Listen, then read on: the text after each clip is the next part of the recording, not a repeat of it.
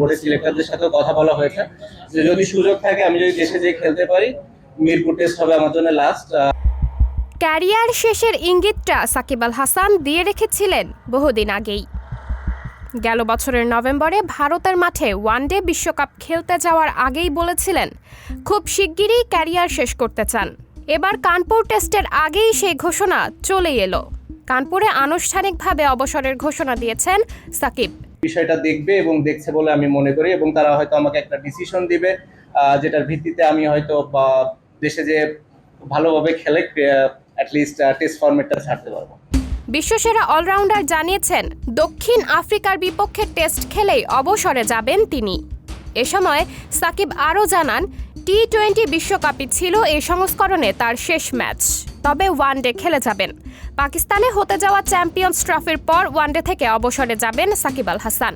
বৃহস্পতিবার ২৬ সেপ্টেম্বর সংবাদ সম্মেলনে অবসরের কথা জানিয়ে সাকিব বলেন, আমার মনে হয় টি-20তে আমি আমার শেষ ম্যাচ খেলে ফেলেছি। মিরপুর টেস্টে দক্ষিণ আফ্রিকার বিপক্ষে খেলতে পারলে সেটি হবে আমার শেষ টেস্ট ক্রিকেটের বিদায়টা ঘরের মাটি থেকেই নেবেন বিশ্বসেরা এই অলরাউন্ডার। সাকিবের ঘোষণা অনুযায়ী এরই মধ্যে জাতীয় দলের জার্সিতে আন্তর্জাতিক টি-20 ম্যাচ খেলে ফেলেছেন তিনি। মার্কিন যুক্তরাষ্ট্র ও ওয়েস্ট ইন্ডিজে হওয়া টি-20 বিশ্বকাপের সুপার 8-এ আফগানিস্তানের বিপক্ষের ম্যাচটি ছিল তার শেষ ম্যাচ। যদিও শেষ ম্যাচের পারফরম্যান্স ভুলে যেতে চাইবেন তিনি। সে ম্যাচে প্রথম বলে আউট হওয়ার পর বল হাতে ১৯ রানে ছিলেন উইকেট শূন্য।